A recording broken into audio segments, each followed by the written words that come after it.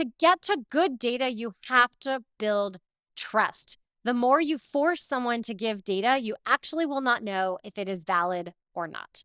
That's Jodi Daniels, CEO of Red Clover Advisors, a data privacy consulting firm. Jodi has more than 25 years' experience in data privacy, starting first as a digital marketer focused on behavioral targeting, then making the shift to concentrate exclusively on data privacy in 2012. She's also host of a fantastic podcast called She Said Privacy, He Said Security. If you want to hear a truly expert perspective on the current state of privacy regulations and a clear and cogent perspective on what comes next and how to prepare for it, you won't want to miss this episode of The Digital Clinic.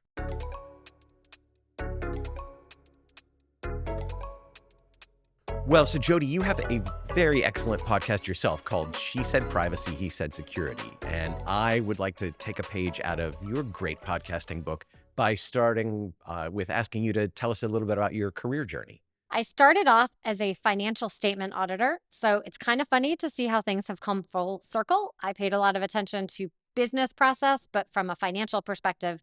Now I pay a lot of attention to business process, but from a personal data point of view. So I started at Deloitte, realized accounting was really not for me, went to the Home Depot. I did some financial compliance obligations doing Sarbanes-Oxley work and strategy. And then I ended up at large company, Cox Enterprises, where I did strategy and targeted advertising. And that was one of the big flips in my career because I essentially created a targeted ad network. So I stalked you for cars at autotrader.com. If you bought a car in the late 2000s, you're welcome. Might have been an influence in that. But that was really the entry point to privacy because the industry actually was trying to create self-regulatory guidelines. There really wasn't much from a law perspective. And they thought, well, we should really do this ourselves. And I was responsible for that compliance. From there, I realized, gosh, this is kind of interesting, was looking for something new. And I ended up creating the first privacy program at the one of the other subsidiaries, Cox Automotive. Left that, was then in digital advertising and privacy, well, really a digital privacy lead rather at Bank of America. And I left that 7.5 years ago to start my own company and move out into the entrepreneurial space. When I did that, that is when GDPR came on the scene, where people were really paying attention to it full time. Then we had the sweep of what we have going on in the US, and we've just built and grown the consultancy from there. Your company is called Red Clover Advisors. Mm-hmm. Tell me a little bit about Red Clover Advisors, the work that you do, and I'm interested in how you work with clients. Red Clover Advisors is a data privacy consulting company, which means much like actually Write Yourself and from a digital marketing point of view, we're helping companies on everything privacy related. For us, that might mean I've mentioned a few of the laws. GDPR is the big European law, plus our friends in the UK, same version. And then we have here in the States, all the different state laws. We might help someone figure out which laws apply to them and what does that mean? What are all the requirements of each of those laws? For some, we might take one of the requirements. Maybe they need a privacy notice or a consent management platform, a privacy rights process. We'll help on whichever slice it is that they need. And that might be people, process, or the technology. And for some companies that are smaller and they might have no privacy people on deck, we may serve as that fractional privacy officer or kind of be the fractional privacy office. So again, if you sort of think about the agency model, where you might hire an agency to help you on all or a slice of the marketing activities, and there's, an agency is a team of people, the same is going to be true on the privacy side. There's a long list of privacy to-dos and operational tasks that people need to do. You might need the plan and the roadmap. You might need help on executing a slice of it. Or you might need kind of like what the fractional CMO or the fractional team is, right? What the agency is. And we are doing the same on that privacy side. Give me a sense for the current privacy landscape. The rate of change has accelerated. Complexity seems to have increased exponentially. Neither of those things seem at risk of slowing down. Oh, privacy pros keep saying we have job security. So it really did start from a modern time with a new privacy law. Again, our friends over in Europe with GDPR. That was 2018 when it became effective. From there, then California was the first comprehensive privacy law. 4 more states passed pretty quickly after that, over like a 1.5 year period. And then we, as of this recording, have 19 state comprehensive privacy laws. And then, in good US fashion, we are moving in the sectoral approach. What do I mean? Well, many people listening are pretty familiar with HIPAA. It's been around for a really long time. That's a national law that focuses on a slice of health data, but not all health data. Then, for our financial transactions, many of us are used to the Graham-Leach-Bliley Act, GLBA. If you have no idea what I'm talking about, the chart that you typically get from your bank or credit card company that has a privacy notice, you've typically probably read it word for word, I'm sure. Maybe you actually just tossed it. That is an old law that's been around for a really long time, also deals with a slice of data. And then we have COPPA for children's. Well, what's happening now is some of the state laws are adding in a broader definition of health or for kids' data. And then there are other states that actually are carving it out and creating new legislation just for health data, like in the state of Washington. Some are moving forward with just a children's law, like in the state of Arkansas. And then, literally, while we're speaking, there's a variety of other laws that are kind of on the books, which means we have more in we have more states than ever before and growing. So we're still at 19. I will say my prediction was going to be we're going to get to 25 this legislative season. It's a little slow. It hasn't quite happened yet. We'll have to There see. seem to be some other I distractions, right? know. So we'll have to see. It's why I don't bet. But I do think if it's not this year, it's going to be soon. And we are seeing, like I said, a massive focus on health data and on kids' data. So people seem to agree you should protect my health data and you should protect the kids. Do you have a thesis regarding the arc of privacy regulations? And I ask that because our thesis is the highly restrictive environment that exists only for healthcare data today is kind of a harbinger for where all digital privacy will head in the future for virtually all industries across all geographies. Do you share that perspective, or do you think that we will remain in this more state by state or sector by sector regulated approach? I think for a while, we're going to be in the state by state and sector approach. We've been this way for a really long time across everything. I mean, pick any kind of compliance topic. And I actually often compare privacy to what we see from an HR and tax perspective.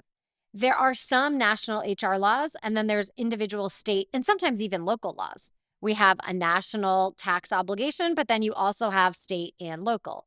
So, here on the privacy side, we've started with the state approach. There are actually some local, you mentioned AI earlier. New York City is an interesting example where they have particular use cases for HR using AI. So, very local law around how you can and can't use that data. So, we have a lot at the state level, and we have some older ones at the national level, but not at a comprehensive level. And the challenge at getting the comprehensive level is to get agreement. And there's two major challenges. One is private right of action, which means I, the individual, except not me in Georgia because I have no privacy rights right now, but maybe in a federal law I might. So, me, Jodi, in Georgia, could I sue the company for failure to adhere to one of the privacy requirements? Some people believe that's the only way companies will do anything. And others believe, well, the only people who win there are the law firms, and Jodi, the individual, gets, like $4. Or in some situations, actually, I received a settlement that says there is no settlement for the egregious behavior that the company did. They just have to have a program. And I thought, what was the point of being a class action when, I mean, yay, like, okay. So there's that. There's the private right of action. And some people believe this is the way it should go, and others don't. The other major problem is now preemption. And will the states be able to still have a law of their own? And which one wins, the state or the federal? And at 19 different states now, that's a lot of different states with different interpretations of what is important. I think at some point we will have a national law. It's very hard to know when it will be. We've had a couple chances over the last couple years, and they have failed for both of these reasons that I've shared. I just call it a political dart because it's just so hard to know which way it will go. I do think at some point, but for now, instead, what you're seeing are states modeling after other states. Like Nebraska kind of copied the Texas law, and you'll have some that are kind of blends. Like Oregon really likes the Colorado law and it looks to Connecticut a little bit as well. So you have kind of state by state models now. Yeah, kind of a patchwork. Total patchwork. It's going to keep us all Yeah. busy for a while. As you work with clients, how can you guide them so that they are, to the greatest extent possible, future-proofed against all the vagaries of state-level regulations and all the change that is coming down the pipe? Is there a philosophical, a MarTech, a process-driven approach that best protects them from having to re-engineer everything every time regulations change? The first is to actually understand who they are as a company, because if they're B2C versus B2B, that's actually one big distinction. The other is then who they're serving. Are they a US only company, a US and Canada company, and where in Canada, or how global is the company? Because that's really going to determine the right operational impacts. What we can do here in the US is still really different from what I might be able to do in Europe and in some provinces in Canada. So actually understanding kind of current state and close-ish future state for them is going to be really important. From there, it's then understanding the kind of data that they have and what are the goals, because that also is going to determine how hard or cumbersome any of these are or aren't going to be. For healthcare, part of the challenge here is, let's just take the states. We have 19 different states. The definition of health is different in all of those states. For some, looking at the tech stack is actually important to determine how easy or not easy it would be to unify them all. And I joked earlier, I'm in Atlanta, Georgia. I have no rights. So for some companies, it is easier for them to include me at the beginning and just make a national approach. For other companies, it's actually the reverse. It's too hard or would harm their revenue and their whole model more. And so they choose not to do that. You really have to look at the business model and the strategy and what works. I've had some companies say, well, let me look at my values and just my company strategy, because I would never want to exclude Jodi. That just doesn't work with who we are as a company, even if I don't have to offer her these privacy rights. So there's a lot of these different pieces that you actually have to get at. And as you noticed, I didn't even get to the actual obligations first. I just have to know who the people are and the kind of data that we have. And then I have to line up all the different obligations and figure out, how does my business model and my tech stack line up? When I start to get to the actual tactics, the reality is, if you do any of these, like a data inventory is a documentation of all the data in the organization. Kind of look at it like the flow of data. If we were all together in a conference room sitting at a whiteboard, you went left to right. What's the kind of data? What are you using it for? It goes in these five systems. You collect these kinds of points. You asked for consent at the beginning. The reality is, when a new law comes along, you already have the data inventory and you'd be able to easily see, oh, is this data element maybe classified as sensitive? Great, we already know that, and you move on your merry way. If you have a holistic process for managing privacy rights, when another state passes, you'll just have to go to that initial strategy decision. Did you include or not include that state? If you hadn't included them, maybe their rights are the same as somebody else's. You already have the system and the process in place. So now you're just adding that particular state. So hopefully that kind of gives some context to that idea of how you're future proofing.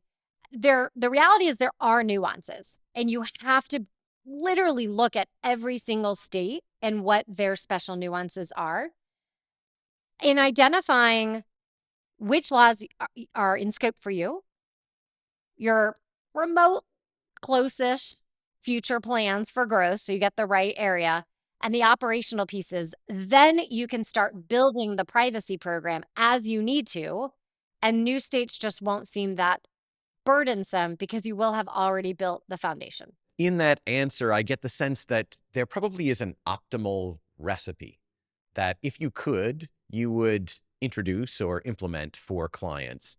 To the extent that's true, can you talk about kind of an ideal state for policies and processes and MarTech that should be in place for clients? The first is that data inventory. For privacy professionals, that is the foundation. If we were to put it in the middle and every privacy requirement goes around it, because privacy is all about personal information. And if you don't know how you're collecting it, using it, storing it, and sharing it, you can't do anything in privacy. A good program is going to be one that really understands that. And it shows up in, oh, I'm a new tool. I'm a new use case. I'm a new data field.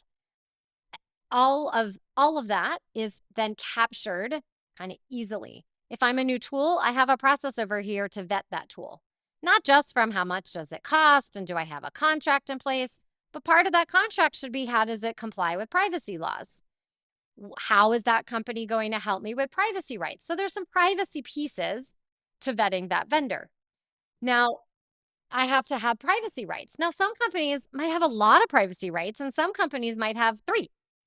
So it's all about also right sizing to the kind of data you have and the experience you have. So, from a tech perspective, I'm a big believer in getting the tech that works with you, the company, and where you are in the business. So, the very first tech that everyone has to have is a good consent management platform. This is to manage those cookies and pixels and digital trackers. Everyone listening, that's what everyone on the outside can see. We can all see that and everyone can test it too. So, in terms of I'm a new vendor, I'm a new pixel, how is that getting vetted? How is that being reviewed? Because what often happens is companies will install these and then they forget about them. They create new landing pages, new websites. They forget about the new pixel. Oh, they tested it. They didn't take the pixel off. They haven't understood what is that pixel actually carrying? What kind of data is being sent? There's been all kinds of cases where they're collecting health data and all kinds of other scenarios and challenges there. So a good process, a good cookie governance process, I have to expand that these days to pixel governance, digital tracker governance, pick your flavor. But one of those that's going to have the people, the process, and the tech in place is critical. So tech belongs where there's high volume and where there's a necessity. I've done data inventories with tech. I've done data inventories on an Excel document. We've done privacy rights with manual web forms and email because they literally just don't get that many. And then we have big, fancy, complicated systems to put all those in place. But the tech everyone needs, please don't build it yourself. Please go out and buy one of the many, many, many. That's all they do all day long, consent management platforms, and install it. But it is not set and forget. You have to install it properly, you have to test it, and you have to build governance around it, especially with marketing activities that are happening. One of your takeaways from IAPP Global was this is a thing that's being tested by regulators right now. 100% in 2 parts. And actually, one of the other areas is a privacy notice. So everyone needs to have a privacy notice. It should be updated at least once a year. Fun fact, California says at least once a year. So guess what your prospective customers, especially in a B2B space, are doing? They're going to see your privacy notice. And if it's old, how do you think they're judging your privacy program? Probably not well. Everyone can see and test that cookie experience. 100% that's what regulators are doing. And the other thing that regulators are doing is if they have a concern or complaint, they are using the privacy rights process to submit the complaint. So if in your privacy notice you said, email privacy@company.com if you want to exercise one of your privacy rights, and then no one ever actually checks the mailbox, and you get a complaint or an inquiry from a regulator, you will have missed it.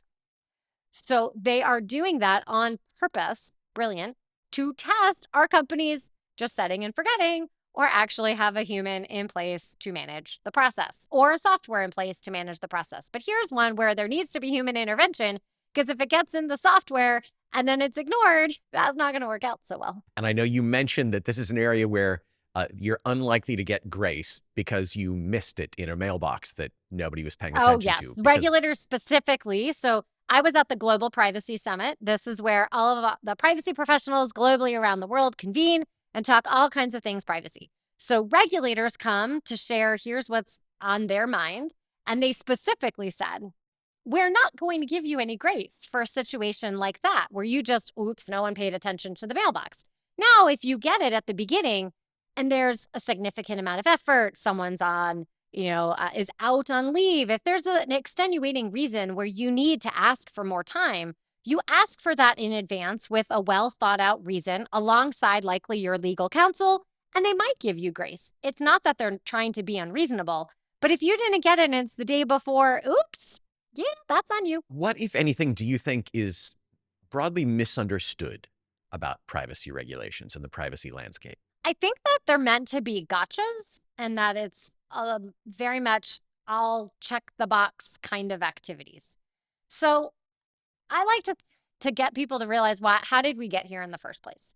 Well, typically rules and laws are because someone messed it up, if I'm being honest, right? There are companies who pushed the envelope and they went too far. And if I put my marketer hat on, what is everyone trying to accomplish? Everyone's trying to accomplish a relationship with prospective customers and current customers. And we want them to buy stuff, buy services, buy products. If we just boil it down, that's what we're trying to do. In that message, you're trying to get them to believe your product or service is the best one, and here's why. And you list a bunch of reasons. Well, you're trying to get your message to as many people as possible, but the key is getting it to the right people. So marketing strategies have pushed and used data in an egregious way, and that's how we got to privacy laws. Because we're using data thinking it's ours when we have to remember, no, it's a person that you're trying to sell to. And people don't really love being sold to in an uncomfortable, creepy way. And so I think when people kind of think, yeah, there's this long list of requirements, and there are. Hi, that's my business. Let me tell you about all the requirements that are here and make sure you do the right thing. And why is there a regulator? Because companies don't always want to just do the right thing. There's like 3 of those on the planet that will. And thank you to those 3. The ones that are left, you need the carrot or the stick, the thing. For me, that is your customers. Your customers will buy more from you when they like you. Guess who exercises a privacy rights request? People who are mad at you. So you did something, then they are mad. They want nothing to do with your company. Don't make them mad. You'll never have a privacy rights request. It won't be a problem. Don't send bad emails. Don't send too many emails. Give me choice. Give me control. And actually, your marketing will be more effective that way. So privacy professionals, there are some that are very much, here's the law and here's all the terrible things if you don't comply. And that's true. But for me, I think the bigger piece is misuse people's data. You won't have a customer anymore, and it goes to your reputation and your brand. You've made a couple of interesting, very thought-provoking comments on recent episodes of your own podcast. One, that privacy doesn't have to be a cost center, that it can be a real contributor to the value of an organization. Can you share a little bit more about that? A really easy way, I think, to help explain this is in a tech space, or even in a regulated space like healthcare, where you're asking someone to give information. So, from a software perspective, we tend to see here's the software, here's all the great bells and whistles. It's going to make everything wonderful. Now, all the features are AI related. Look at how wonderful and amazing it's going to be. It's going to solve your life in 4 seconds. So then, what is actually the really common question right now from an AI point of view that many companies are asking? Are you going to use my data and train on it? Now, interestingly, the same question honestly should have existed before, because when we were giving data to a third-party company, we probably should have also asked, are you going to also use my data?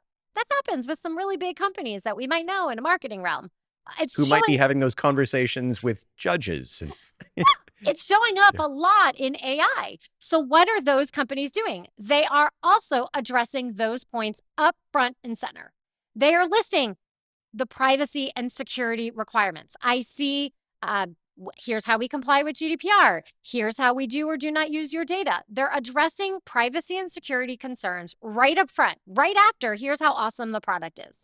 When the prospective customer comes to look at that, I now am able to help that sale because I've alleviated the customer's objections, which right now, privacy and security are top of mind. And if you're one where your sales a little bit more complicated, maybe you actually have salespeople, the more you arm them with that information to deal with those concerns up front, you actually can shorten the sale Because the worst thing that happens is the salesperson gets, yay, your tool is great. And then you get to the negotiation and the vendor review, and all the privacy and security and legal teams ask their 1,500 questions, and you don't have a really great story to tell. And it just slows the process down. The more you can give up front, that is one of the ways to make it a revenue center, not a cost center. And on the health side, or any kind of regulated data side, or honestly, even just sensitive data, when you're asking someone to share it, their concern is, well, who are you and can I trust you? What are you going to do with this data? This is really sensitive. The more that the company can alleviate my concern over, well, who are you and how are you going to use it? And how do I know it's going to be properly protected? I'm more inclined to give that data. Again, moving it all up front, it's not just, oh, you have a privacy notice. It's no, I can actually trust you when you want to process whatever sensitive information it might be.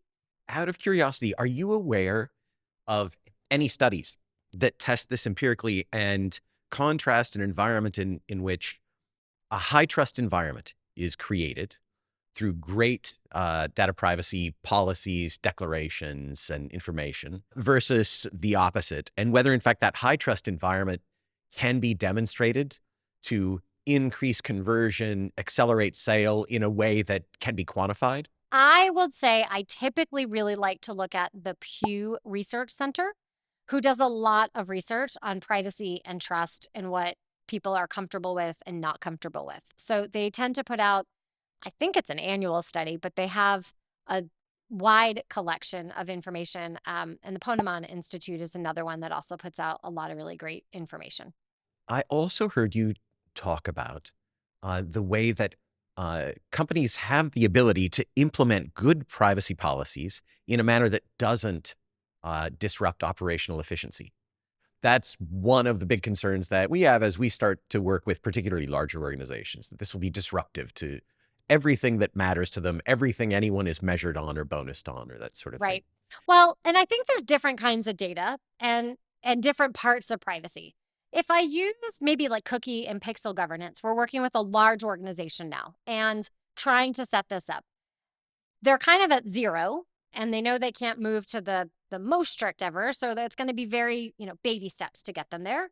But if they have zero visibility into what's happening right now, and pixels can basically just go up, and there's a process to actually get a pixel up, so that part's kind of locked down. But whether it's pixel A or pixel B and what's in that pixel, that's not really reviewed.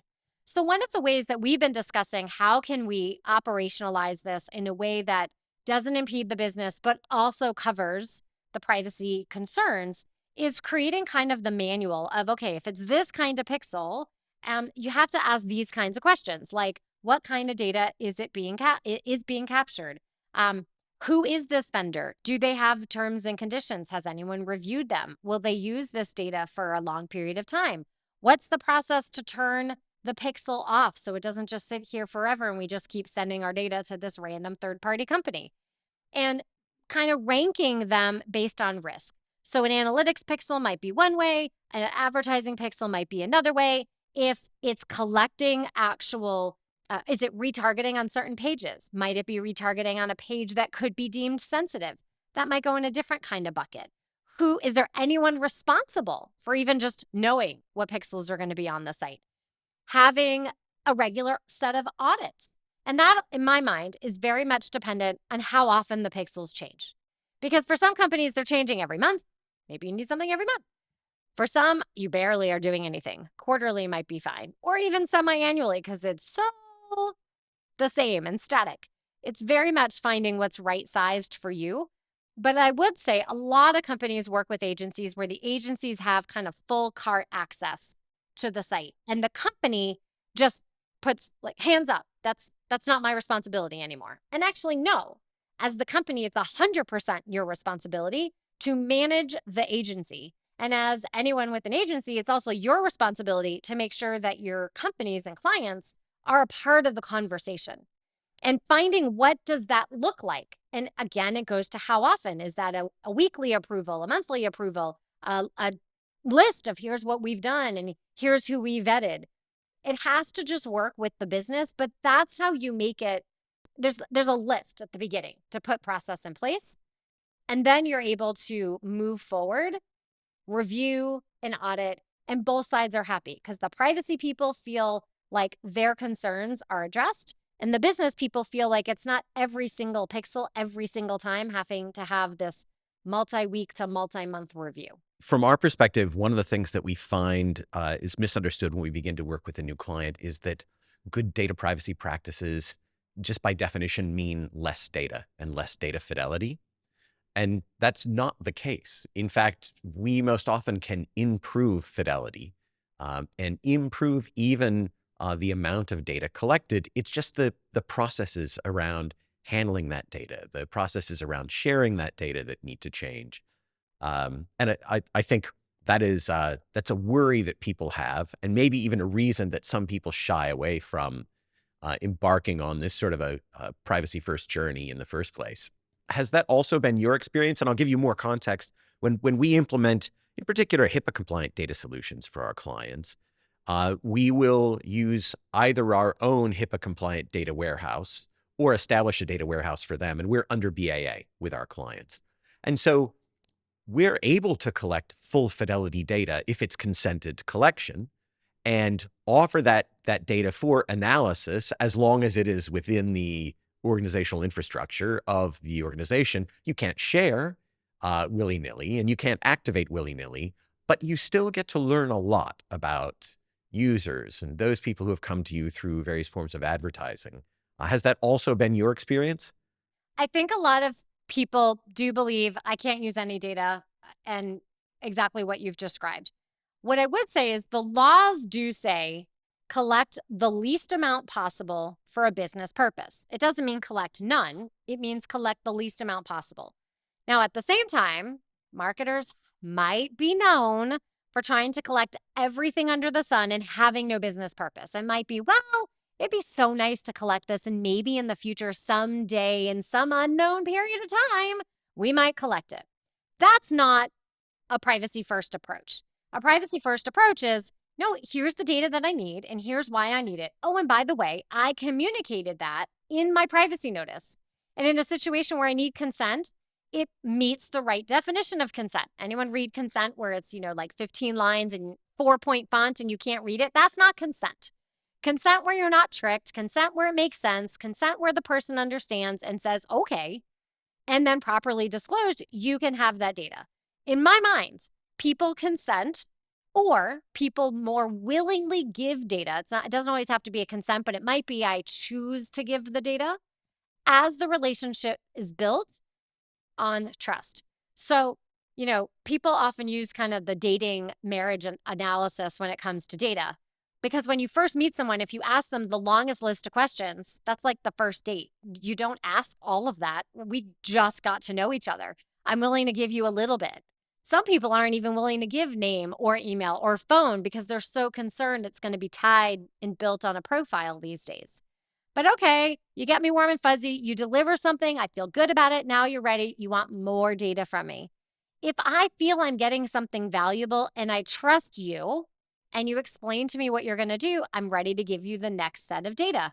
And it just kind of keeps going on. That's how loyalty is built. It's not that you can't ever have data. And of course, you also mentioned good access controls and sharing controls. Those are the security architecture. So good security, of course, is very important. That's a subset of privacy. Just the concept of collecting it and using it. Yes, there's some laws that tell you what you can and can't do. And then after that, the question is, should you and shouldn't you? And that all goes to what does your customer expect and how did you tell them and how did you collect it? And I'm telling you, if you ask all of it at the first moment, no one's going to say yes. You got to work up Sure. to it. Yeah. And you want Yeah. accurate data. That's the other really important piece, That's I right. think, to this trust piece. When people ask the information too quickly or force fields, that's the worst one. Why does everyone pick, I prefer not to answer? Why? Because they don't trust you. So if you don't give that field and I don't actually want to, and you make me answer the question, I'm going to pick a bad data field. So to get to good data, you have to build trust. The more you force someone to give data, you actually will not know if it is valid or not. Continuing in this vein, I'm sure you're often asked about the best privacy practices you've seen. I'm actually interested in the worst privacy practices that you have encountered. The worst. Well, let's see. There was the 5-year-old business, 5-year-old privacy notice that I saw on a B2B website on a pretty sensitive company. So, what the kind of data they were processing was pretty sensitive, and a 5-year-old privacy policy in the B2B space. So, that not good. Remember, anyone from the outside can see that. So, that's not a really good one. Right now, I'm seeing just so many consent banners done wrong. Just the banners, the preference centers, the settings just done wrong. I've seen oh, my favorite is when someone gets a privacy notice and then they leave in the filler text. Maybe it came from the person who created it, or they went and got a generator, and you can still see, fill in here or the brackets. Those are those are great. And the other ones are just when you ask a company, what is the data? Tell me about the kind of data. Where do you get it? What are your practices? And they just don't know. That is always just a concerning sign. And this happens with large companies and with small companies. Sure. Absolutely. So not having no idea, that's probably Yeah. not a good one. Yeah. How about your favorite personal privacy tip? I've enjoyed the answers that you've elicited from your guests. For me, it's vetting where you're giving information first. Do you trust them? Do they really need the data they're asking for? So, if you go to the doctor's office and they have on the piece of paper, fill in your social security number, they don't actually need the social security number filled in on the piece of paper from the form from 25 years ago. Just don't fill it in. But then just question. I mean, I've had different organizations require me to fill things out for my kids or for my business and things like that. And just I question. I say, no, I don't I look at the company, I look at their privacy notice. I actually am checking it out and I don't feel comfortable. And so you either have to then make a decision of which way you're going to go, but I spent the time to kind of investigate them first. So you can quickly learn a privacy notice. I know people complain they're really long. Here's the deal. You look at the collection section, use section, and storing section. Very quickly can figure out what is actually happening. And if you can't figure it out, it's not well written, or reach out to the company for clarity. That's great. I have really appreciated your self-evident expertise and how clear you are in your communication and the energy that you bring to this field as well. It's been great. I've really enjoyed the conversation. If people want to reach you, where should they find you? So I spend a lot of time on LinkedIn. Please come find me, Jodi Daniels, Red Clover Advisors. We put a lot of content out. And Erin, thank you for the really kind compliment. We try really, really hard to help take a kind of boring and complex topic and make it fun and easy to understand. Our philosophy is all about simplify privacy. And so to that vein, we have a lot of content at redcloveradvisors.com for free. You can go and grab whichever one makes you happy that day. That's fantastic. Thank you very much. Thanks again for the conversation. Thank you.